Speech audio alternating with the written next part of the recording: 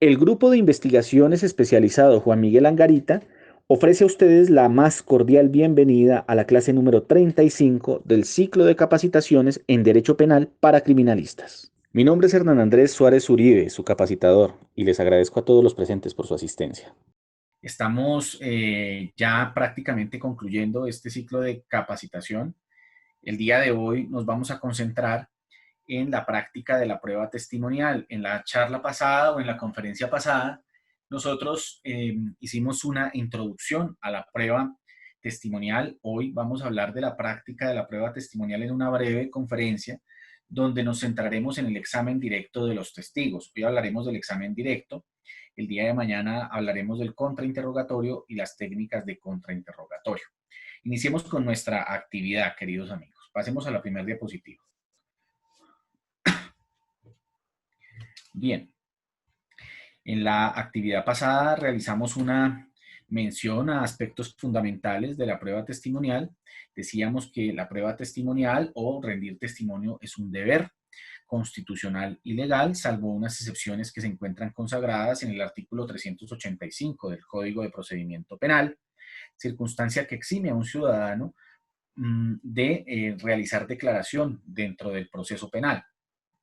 Hablábamos en este caso concreto de, por ejemplo, los abogados con relación a los hechos que conocen de su cliente, los contadores también con relación a los hechos que conocen de sus clientes, eh, los, digamos, ministros de cualquier religión que conocen, digamos, las situaciones que les han comentado también sus devotos o sus feligreses. Estas personas están exentas de testimoniar, así como uno está exento de declarar frente a hechos que conozca relacionados con parientes dentro del cuarto grado de consanguinidad, segundo de afinidad o primero civil, entre otras circunstancias del artículo 385 del Código de Procedimiento Penal.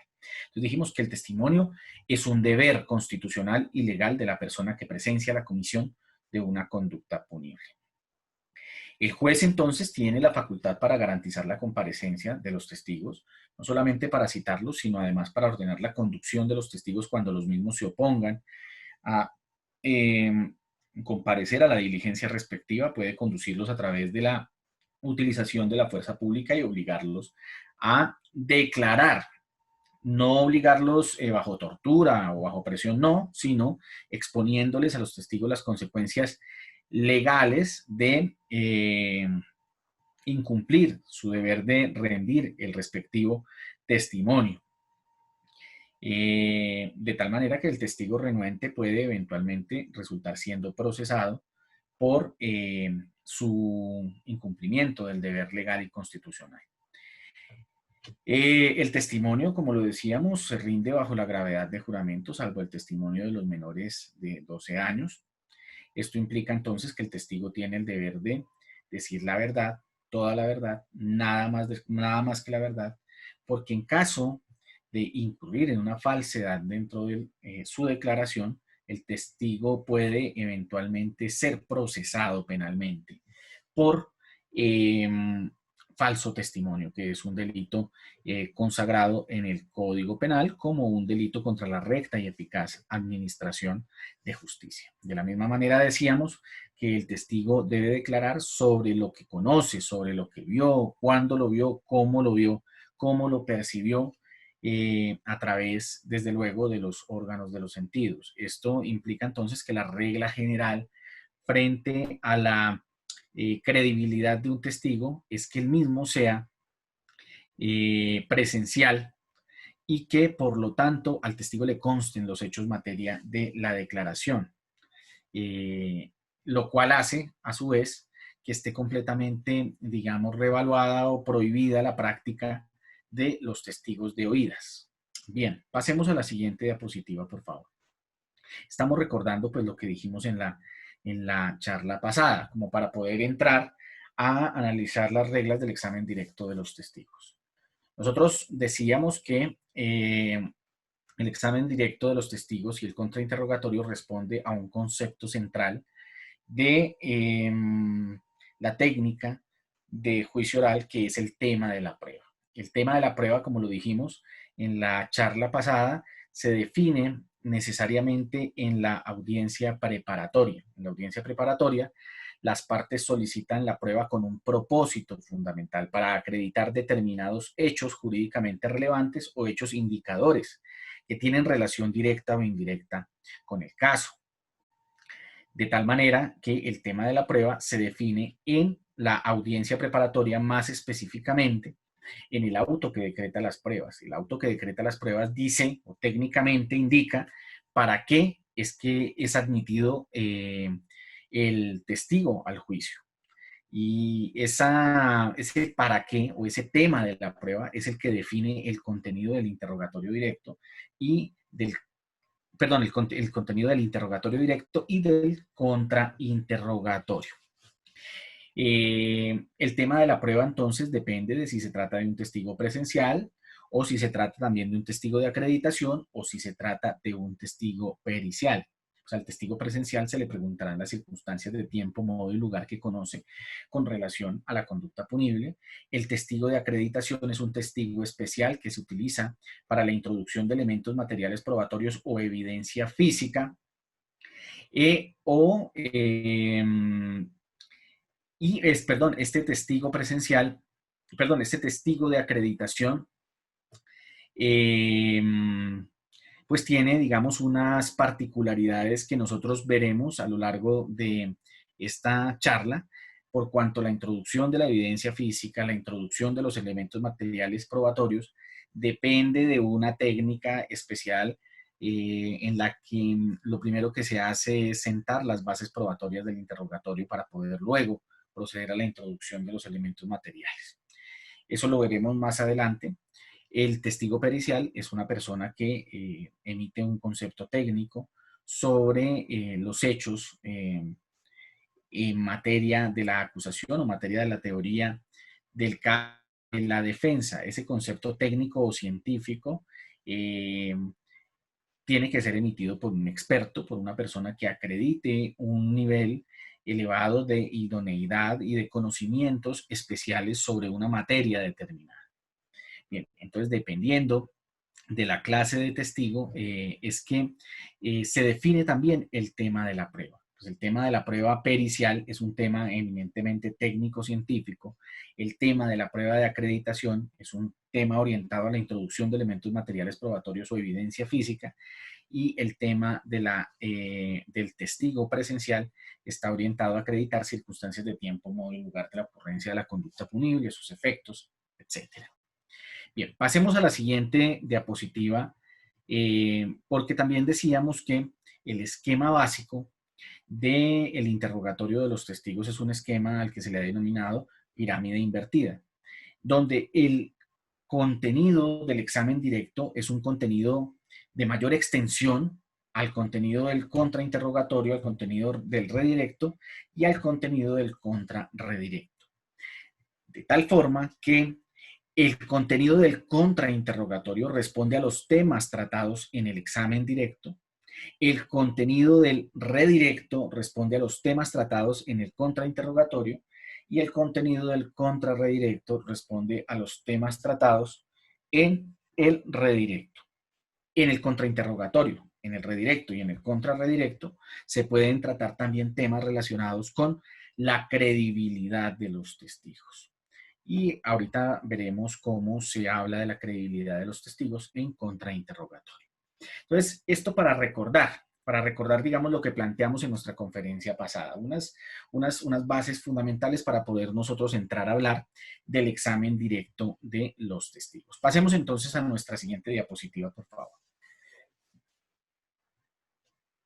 Entonces, el examen directo de los testigos responde a una técnica.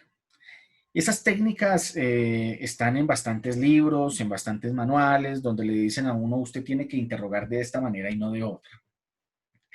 Ninguno de esos manuales, ninguno de esos libros que hacen parte de la doctrina sobre la práctica procesal son una verdad absoluta.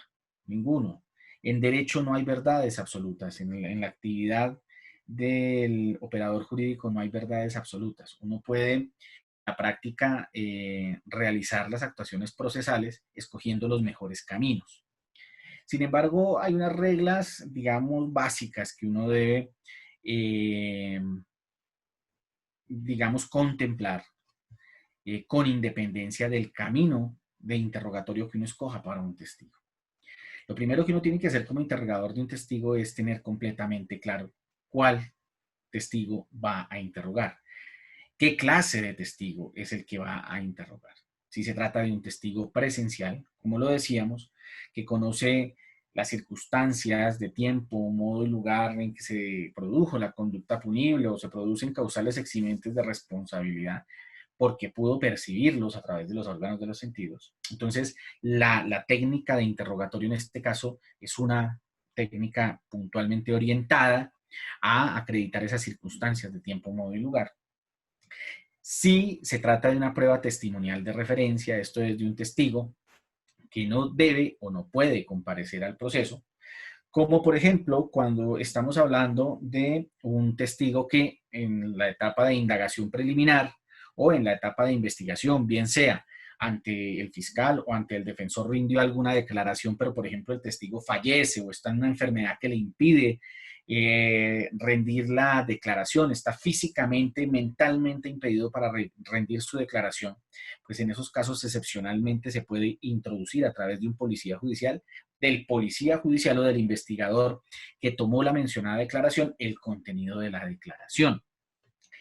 Ese caso del testigo o la prueba testimonial de referencia es bastante, digamos, complejo y bastante debatido por los procesalistas en punto de un aspecto fundamental, y es que la prueba de referencia tiene graves defectos constitucionales. La prueba de referencia, en mi concepto, es abiertamente inconstitucional, en la medida en que la prueba de referencia no se puede controvertir.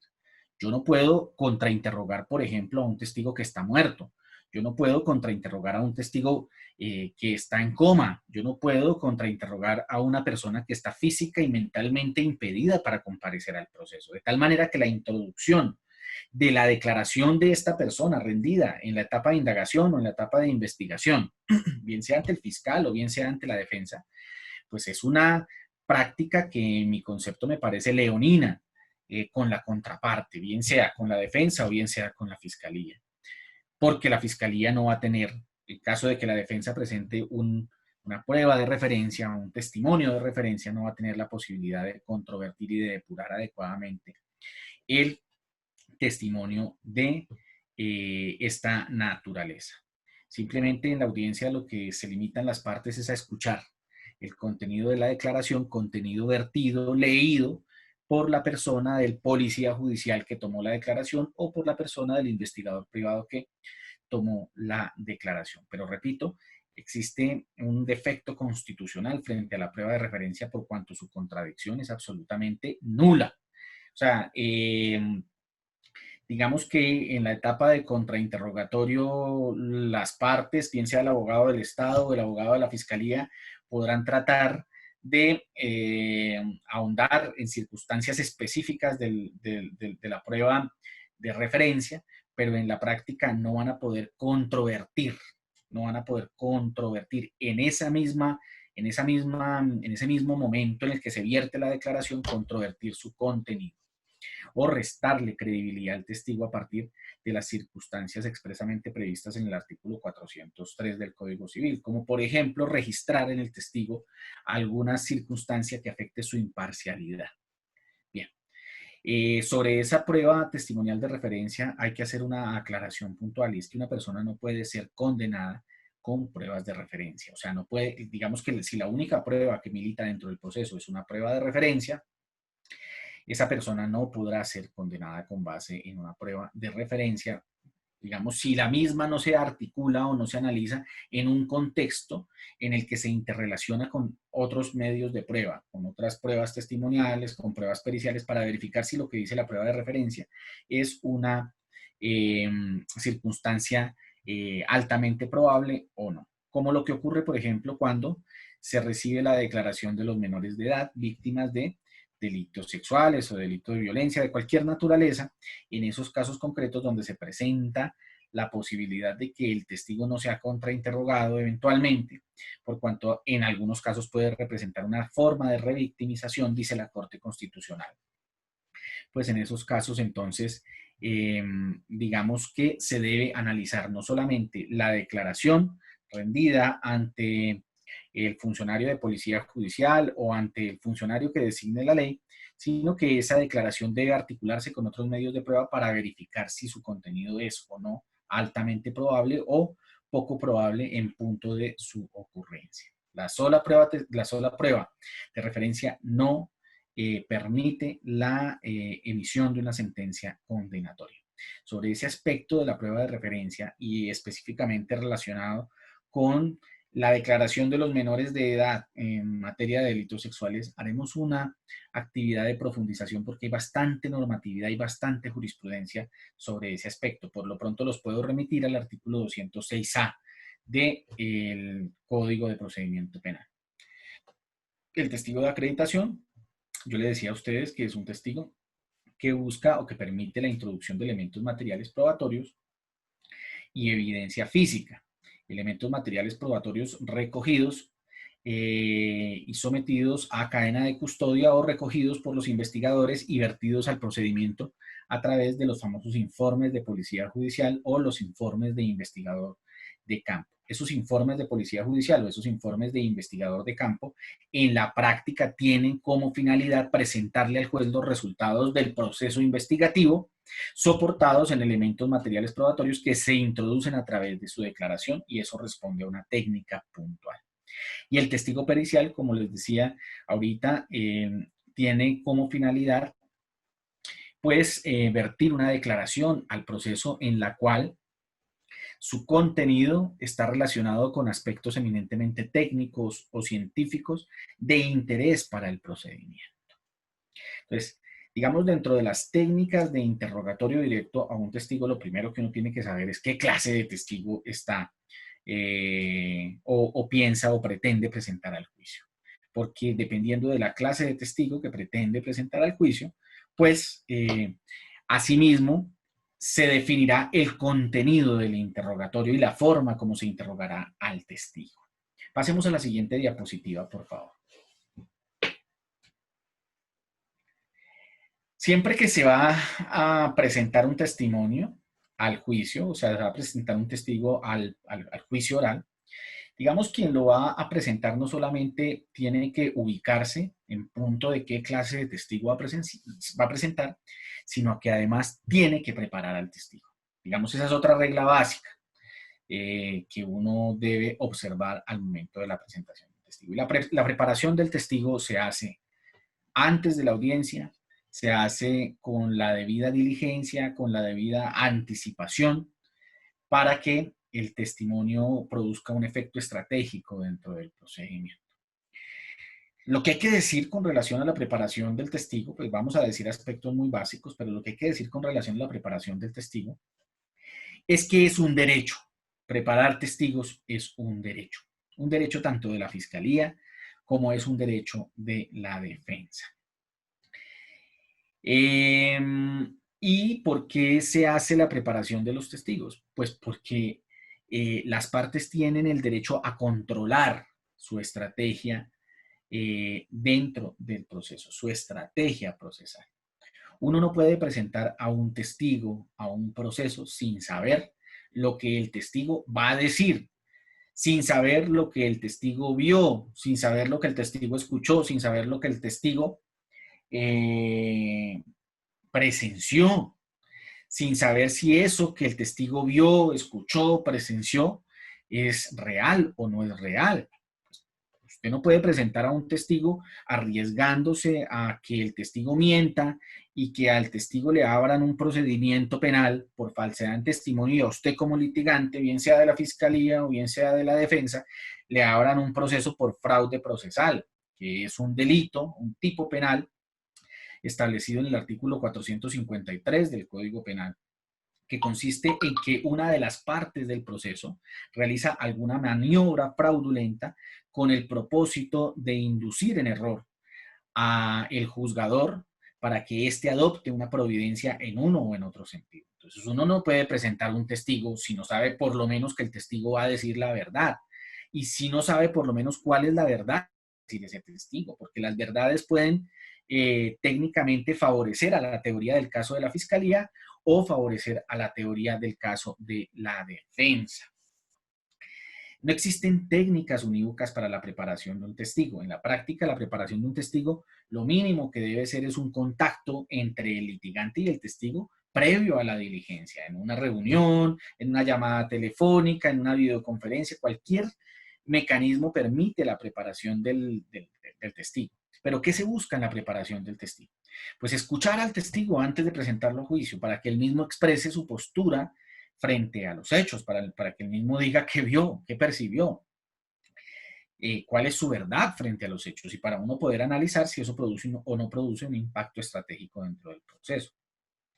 En la preparación del testigo también se busca que el testigo recuerde de la mejor manera posible los hechos percibidos.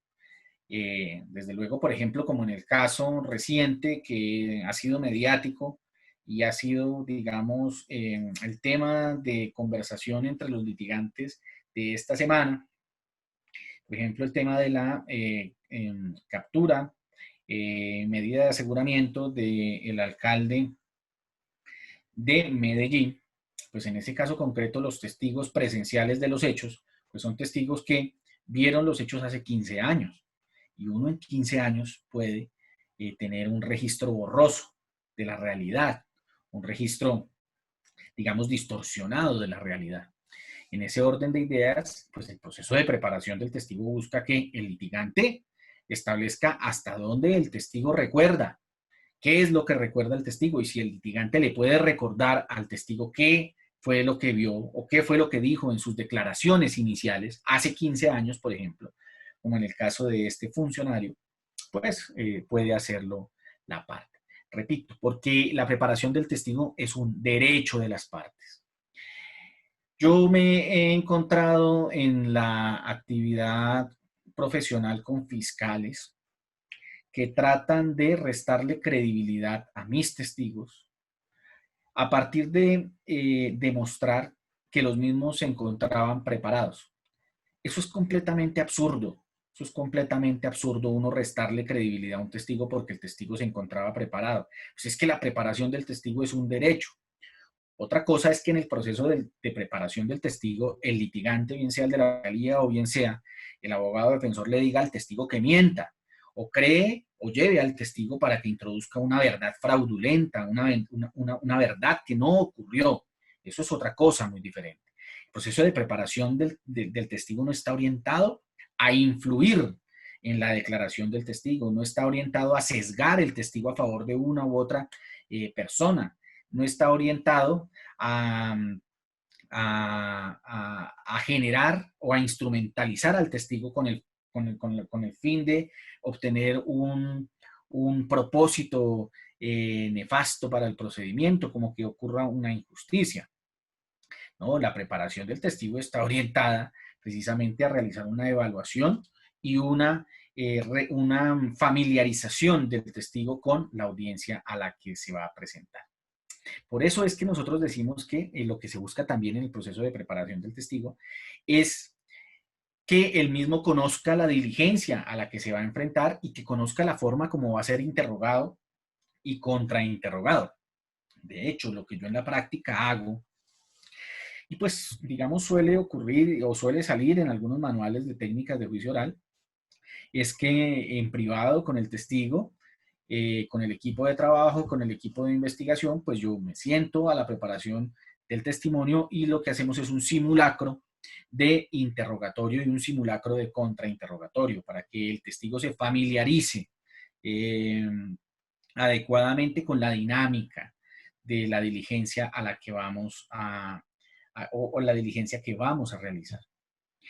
También se busca algo también esencial con el testigo y es generar una confianza entre el testigo y el interrogador, porque el testigo va a llegar a la audiencia muy probablemente desconociendo ese escenario, va a llegar a la audiencia nervioso, le van a tomar juramento, hay personas que no están acostumbradas a hablar en público y si hay personas que además no están acostumbradas a hablar en público, pues mucho más difícil resulta cuando eso que va a decir esta persona tiene relación con una conducta punible o con las circunstancias derivadas de la conducta punible.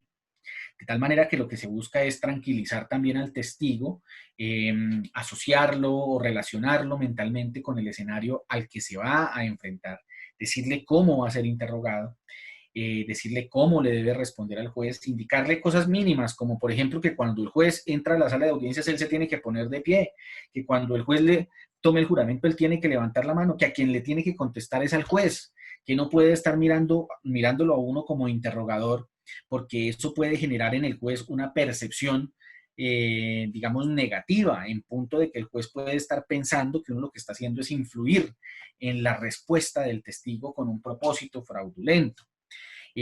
Preparar al testigo en punto de su postura, del tono de voz que debe emplear, de la seguridad con que debe hablar. En fin, establecer si el testigo es o no es una persona, digamos, idónea para fortalecer la estrategia procesal que tenga, bien sea el fiscal o la estrategia procesal que tenga el defensor. Finalmente, como lo dijimos a lo largo de esta presentación, la preparación del testigo no tiene como finalidad tergiversar o alterar la declaración del testigo o afectar su imparcialidad. Esa no es la finalidad del testigo. Está llamado es a decir la verdad y por eso es que depone bajo la gravedad de juramento.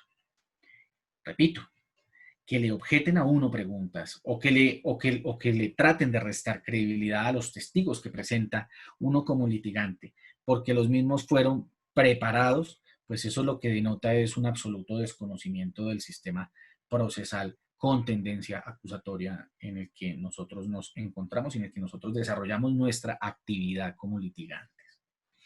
Pasemos a la siguiente diapositiva, por favor.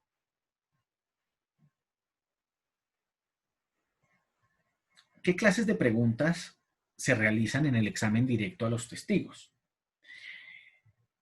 Hay que partir de una regla que, digamos, también se plantea en los cursos de técnicas de juicio oral, y es que en el examen directo, o sea, en la primera declaración que va a rendir el testigo en la audiencia de juicio oral, uno como litigante debe renunciar un poco a su carácter histriónico, renunciar uno como litigante a su protagonismo. Ese no es el momento para el protagonismo del litigante, para que los jueces, los demás funcionarios, los espectadores digan, oh, qué abogado tan virtuoso el que está ahí parado interrogando a ese testigo. No, el examen directo de los testigos es un momento o un escenario en el que el protagonista de la actuación, el protagonista de lo que se está haciendo es el testigo, a quien se le debe dar el total protagonismo en el examen directo es al testigo. O sea, la atención del juez tiene que estar centrada en el testigo, no en el abogado. Cuando estamos hablando de que la atención tiene que estar centrada en el abogado, estaremos ya en otro escenario o en otra instancia del proceso de depuración de la prueba testimonial, que será la fase del contrainterrogatorio, donde el contrainterrogador es el protagonista y el testigo pasa a responder preguntas orientadas, bien sea a restarle credibilidad o bien sea a destacar aspectos favorables a la teoría del caso del contrainterrogador. Pero aquí, en el examen directo, en el interrogatorio directo de los testigos, el protagonista es el testigo, que es la persona que introduce, digamos, la declaración y como consecuencia de ello la verdad procesal que será tenida en cuenta por el juez al momento de emitir la sentencia. En ese orden de ideas, y como el protagonista es el testigo, pues al testigo se le debe permitir expresar lo que sabe sobre la realización de la conducta punible o sobre las circunstancias eximentes de responsabilidad. Qué sé yo, hechos jurídicamente relevantes o hechos indicadores relacionados con la estrategia, con la teoría del caso, con el programa metodológico de quien va a interrogar. Es por esa razón que la naturaleza de las preguntas del interrogatorio directo son preguntas abiertas, preguntas eminentemente abiertas. Una pregunta abierta se diferencia de una pregunta cerrada porque en la pregunta cerrada la respuesta está orientada a introducir un dato afirmativo o un dato negativo. Sí o no. La pregunta cerrada está orientada a que el testigo diga sí o no. ¿Vio esto? ¿Sí o no? Sí, sí lo vi. ¿No vio esto? No, no lo vi. La diferencia con las preguntas abiertas es que aquí lo que se hace es darle la palabra al testigo para que el testigo, bajo el control del interrogador, porque el interrogador también tiene que saber pues, qué es lo que va a decir el testigo, o sea, tiene que saber para qué presenta el testigo, se le da la palabra al testigo a través de preguntas abiertas para que el testigo narre, realice una narración de lo que le consta, de lo que logró percibir.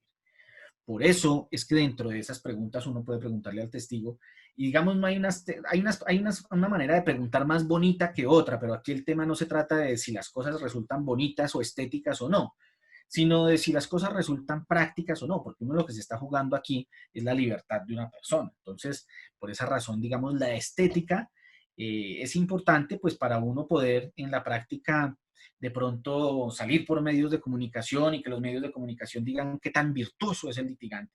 Pero en la práctica lo que uno busca es que el testigo realice adecuadamente su narración y su declaración. Entonces, uno le dice al testigo qué sabe o le pregunta al testigo qué sabe para que el testigo cuente todo lo que sabe o lo que le interesa al caso. Cómo lo supo, dónde lo percibió, con qué claridad lo percibió, cuándo lo percibió, qué detalles percibió. Es decir, preguntas en las que lo que se busca es que el testigo narre circunstancias de tiempo, de modo, de lugar relacionadas con el caso y lo narre en sus propias palabras, con total espontaneidad, respetando la verdad o respetando por lo menos lo que pudo percibir. Esto implica entonces que las preguntas no están orientadas a que el testigo emita juicios de valor, eh, no están orientadas a que el testigo diga qué opina de lo que estamos debatiendo, porque pues esos juicios de valor o esas opiniones, digamos, son eminentemente impertinentes, irrelevantes. A un testigo presencial no se le lleva a un proceso para que emita opiniones, para que diga qué cree, cómo lo cree, no, sino para que manifieste qué vio, cómo lo vio, dónde lo vio, a qué horas lo vio, qué visibilidad había, a qué distancia se encontraba del lugar de los hechos, qué hacía en el lugar de los hechos, cuál era su papel en esa escena puntual, pero no para que emita juicios de valor, no para que diga si el procesado es una persona buena o es una persona mala o es un techado de virtudes, no, no, no se trata de eso. Hay que hacer una claridad, ¿no? Estoy hablando del testigo presencial.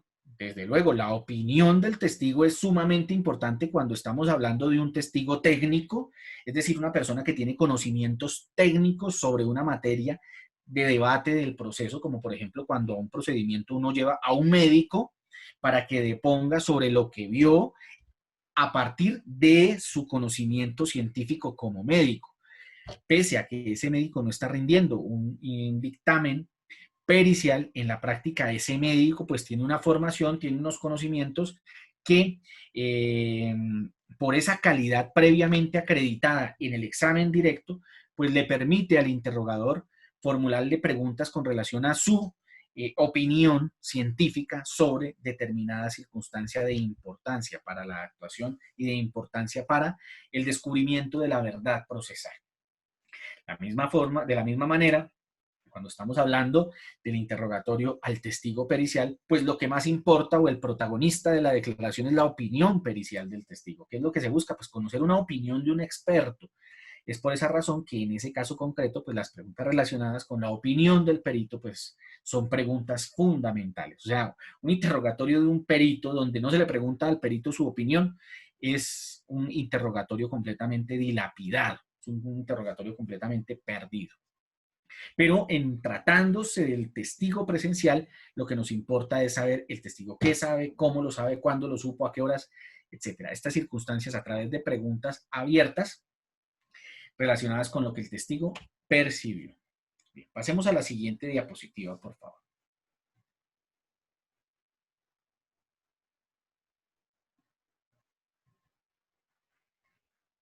De la misma manera, es importante indicar que además de que las preguntas en el examen directo para el testigo, por regla general deben ser abiertas. En la práctica uno también puede formular alguna pregunta cerrada, pues digamos, para concretar un poco más la declaración del testigo, pero digamos que la técnica indica que se le debe dar ese protagonismo al testigo a través de la pregunta abierta, pero es importante que uno tenga claro que las preguntas en el directo deben ser referidas a...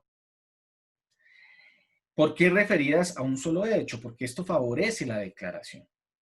Uno en la práctica observa que cuando las preguntas están referidas a si la persona vio, cómo vio, cuándo vio, a qué horas vio, en una misma pregunta, pues el testigo se va a confundir y además su respuesta va a ser completamente, digamos, enredada. Mientras que si la pregunta está referida a un solo hecho, pues el juez en sus anotaciones va a estar teniendo en cuenta que frente a determinado hecho dijo esto, frente a este otro hecho dijo esto. Por eso son referidas a un solo hecho. Las preguntas referidas a varios hechos son objetables. ¿Objetables por qué? Por ser contrarias a la ley, por no responder a la técnica básica de interrogatorio directo. Las preguntas tienen que ser pertinentes. ¿Qué quiere decir? ¿Qué quiero decir con que las preguntas sean pertinentes? Pues que estén referidas a los temas de prueba. Temas de prueba definidos ¿dónde? Pues en el auto que decretó las pruebas. Digamos, siendo un poco más flexibles al tema de prueba de la teoría del caso. Pero repito, un testigo llevado a un procedimiento para declarar sobre lo que vio el día 10 de junio del año 2010 a las 11 de la noche en una calle ubicada en la ciudad de Bogotá, entre tales carreras y tales carreras, donde presenció o escuchó unos disparos, pues a ese testigo, digamos, el tema de la prueba está delimitado por ese aspecto puntual. Uno puede llevar a ese testigo a preguntarle qué era lo que estaba haciendo a las 11 de la mañana de ese mismo día, porque lo que nos interesa es lo que estaba haciendo a las 11 de la noche y eso es lo que dice el auto que decretó la prueba. Además, eso es lo que hace parte o es relevante para la teoría del caso de las partes dentro del proceso. Entonces, las pruebas tienen que ser pertinentes, relacionadas con los hechos, de manera directa o de manera indirecta, o relacionadas también con la credibilidad de otros testigos. Uno puede llevar al proceso un testigo para que se refiera, por ejemplo, al carácter mendaz, al carácter parcializado de otros testigos que serán presentados o que han sido presentados dentro de la audiencia de juicio oral. Las preguntas también tienen que ser conducentes. Las preguntas conducentes, pues son aquellas preguntas que en términos generales resultan idóneas para acreditar determinado hecho. Por ejemplo, el hecho de la existencia de un acto administrativo. Pues la existencia de un acto administrativo, lo decíamos en conferencias pasadas, pues se acredita con la presentación del acto administrativo. Uno puede de pronto llevar a un testigo a que declare sobre si supo si se emitió o no se emitió un acto administrativo, etcétera, pero para acreditar la existencia, el contenido, las formalidades, la firma del acto administrativo, pues es el acto administrativo. Entonces hay preguntas que frente a la acreditación del acto administrativo, esto a manera eminentemente de ejemplo, pues resultan eminentemente inconducentes. ¿Por qué? Porque son inidóneas para acreditar determinadas circunstancias jurídicas. Por ejemplo, para acreditar la propiedad sobre un bien inmueble, pues resulta eminentemente inidónea la prueba testimonial.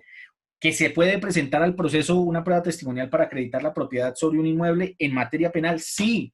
¿Por qué? Porque estamos en un contexto de libertad probatoria, pero la pregunta que les formulo en este momento es, esa prueba testimonial o las preguntas que se le realicen a ese testigo orientadas a acreditar el derecho real de propiedad o el derecho real de dominio de una persona sobre un bien inmueble resultarían conducentes o idóneas, y la respuesta es no. Porque quien dice si una cosa inmueble, si un bien inmueble es de propiedad de una persona, pues, o el instrumento a través del cual se prueba esa propiedad, pues es el certificado de tradición y libertad que lo emite la Oficina de Registro de Instrumentos Públicos, que es una entidad adscrita a la Superintendencia de Notariado, de tal manera que una declaración testimonial, pues una declaración eminentemente inidónea esto es inconducente. Las preguntas tienen que ser útiles, las preguntas tienen que tener una relación con el tema de la prueba, las preguntas tienen que tener una idoneidad, pero además las preguntas no pueden resultar ser repetitivas, las preguntas no pueden resultar ser confusas o tendientes a generar equívocos. Y finalmente, debo indicar que las preguntas en el examen directo a los testigos tienen que estar adecuadamente preparadas. El litigante no puede llegar a improvisar a un proceso penal.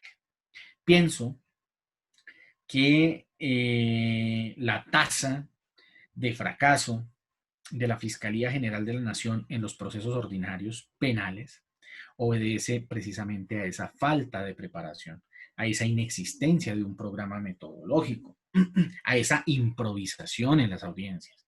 Es nefasto uno como defensor, eh, por ejemplo, tener un cliente privado de la libertad, es decir, sufriendo todo el rigor del aparato punitivo del Estado y sobre todo con medida de aseguramiento en medio de una presunción de inocencia, y llegar a una audiencia y encontrar que el fiscal coge ese paquete y le da vueltas para un lado y le da vueltas para el otro le quita los ganchos, después vuelve y lo amarra, busca una cosa, busca otra, anota para lápiz en una agenda qué es lo que va a preguntar, no ha preparado el testigo y la persona allá privada de la libertad. Pues esa improvisación, esa falta de preparación de los testigos, esa falta de preparación de la audiencia por parte del litigante, y lo digo como defensor, esa falta de preparación es la que impacta en el fracaso estadístico de la Fiscalía en el procedimiento penal, y además eso tiene un impacto fiscal porque eso genera privaciones injustas de la libertad cuando se demuestra que la persona estuvo con detención preventiva y la Fiscalía perdió. En muchos casos, además, esto impacta en las tasas de impunidad. Bien, pasemos a la siguiente diapositiva. Ya nosotros entonces dijimos cómo se desarrolla un examen o un interrogatorio directo. Como el tiempo es tan reducido y estos temas, pues digamos, son digamos, tan emocionantes, el tema del interrogatorio y contrainterrogatorio ya, digamos, es la práctica esencial dentro del proceso penal, pues nosotros entonces el día de hoy haremos una introducción al tema del contrainterrogatorio. Y simplemente a manera de introducción hablaremos de los fines esenciales del contrainterrogatorio. ¿Qué se busca en un contrainterrogatorio? Se busca restarle credibilidad al testigo a partir de su declaración en el examen directo. Se busca restarle credibilidad al testigo. Se busca demostrar con el contrainterrogatorio que el testigo no está rindiendo una declaración veraz, porque tiene, por ejemplo, un patrón de conducta mendaz. Se busca con el contrainterrogatorio demostrarle al juez que el testigo tiene conflictos de intereses graves, significativos, que afectan su imparcialidad en esa declaración y que por lo tanto hace que su declaración no sea del todo creíble. Se busca demostrarle al juez con las declaraciones que el testigo rindió antes de la audiencia de juicio oral, bien sea ante los servidores de policía judicial o bien sea ante los investigadores de la defensa técnica, pues que se están presentando contradicciones entre una declaración rendida con anterioridad y la declaración vertida al juicio oral, para que esas contradicciones impacten en la conciencia del juzgador y generen en el juzgador, en el juez, digamos, una percepción de incredulidad frente al testigo. Eso se busca con el contrainterrogatorio, restarle credibilidad al testigo. Las razones para restarle credibilidad a un testigo pueden ser muchas, pero la ley 906 trata de concretarlas en el artículo 403 de esa normatividad. Entonces uno lo que debe hacer, si lo que busca con el contrainterrogatorio es restarle credibilidad al testigo, pues definir cuál es esa circunstancia del artículo 403 que va a profundizar. Por ejemplo, las contradicciones del testigo. Entonces, si yo quiero profundizar las contradicciones del testigo, escojo una línea de contrainterrogatorio orientada a evidenciar esas contradicciones. Si yo quiero evidenciar la falta de imparcialidad, escojo otra línea de contrainterrogatorio. Si yo quiero evidenciar los conflictos de intereses entre el testigo y el acusado, o entre el testigo y el fiscal, o el testigo y la víctima, pues en esos casos concretos escogeremos otra línea de contrainterrogatorio sobre las cuales hablaremos el día de mañana, porque la técnica de contrainterrogatorio es una de las técnicas, digamos, más complejas dentro del proceso penal. Yo creo que es tan compleja porque el contrainterrogatorio sí se puede preparar antes de la audiencia de juicio oral, desde luego. Uno puede entrar a anticipar lo que el testigo va a decir, pero en la práctica el contrainterrogatorio se contrae a lo que ocurre en el examen directo. De tal manera que el contrainterrogatorio no es más que una reacción en tiempo real del litigante que tiene que tener la habilidad, la preparación, la formación y sobre todo la suspicacia y la inteligencia, la capacidad verbal para poder contrainterrogar, respetando las reglas del contrainterrogatorio. Esto es, formulando preguntas cerradas y con un propósito puntual al testigo, lo cual no es fácil, lo cual es bien complejo, pues por el nerviosismo, por la tensión que se deriva siempre de la práctica de la prueba y del escenario en el que uno se encuentra. Pero el contrainterrogatorio no solamente busca restarle credibilidad al testigo, el contrainterrogatorio también busca destacar aspectos de la declaración del testigo convenientes a la estrategia procesal. Pensemos que la fiscalía, sin preparar, presenta un testigo pensando que el testigo es un testigo de cargo y resulta ser un testigo de descargo. El litigante en ese caso concreto puede eventualmente escoger entre dejar la declaración tal como se virtió en el interrogatorio directo y no decir absolutamente nada, o utilizar el contrainterrogatorio para destacar, para poner de presente, para generar en el juez un impacto mayor con relación a aquellas partes de la declaración que le convienen a su teoría del caso. Entonces, esa es otra finalidad del contrainterrogatorio. Y también el contrainterrogatorio está orientado a demostrar el escaso valor probatorio de la declaración del testigo. Porque pues hay testigos que se presentan al proceso y pues como van tan mal preparados por las partes, no solo la fiscalía, sino la defensa, pues en la práctica terminan introduciendo datos de poca relevancia. De tal manera que en algunos casos, dependiendo de lo que defina en tiempo real el litigante, será importante mostrarle al juez ese escaso valor probatorio del testigo para que no vaya a entrar en confusión al momento de proferir el sentido del fallo y la respectiva sentencia. Queridos amigos, los espero para el día de mañana. Vamos a hablar entonces de las técnicas de contrainterrogatorio. Hablaremos de la prueba documental y su forma de introducción a través del testigo de acreditación y hablaremos de la prueba pericial. Creo que lo haremos todo ello en la conferencia de mañana. Les agradezco mucho su participación y les extiendo un abrazo fraterno. Que estén muy bien. Muchas gracias a todos por el tiempo y la gran acogida que han tenido estas capacitaciones en nuestra plataforma Zoom. Los invitamos a presenciarlas en directo registrándose en el formulario de la descripción y estar atentos a sus correos y teléfonos para ser notificados de las sesiones en vivo. Los invito a suscribirse en nuestro canal de YouTube y seguirnos en nuestras redes sociales que estarán en la descripción de este video. Un abrazo virtual y nos vemos en una próxima oportunidad.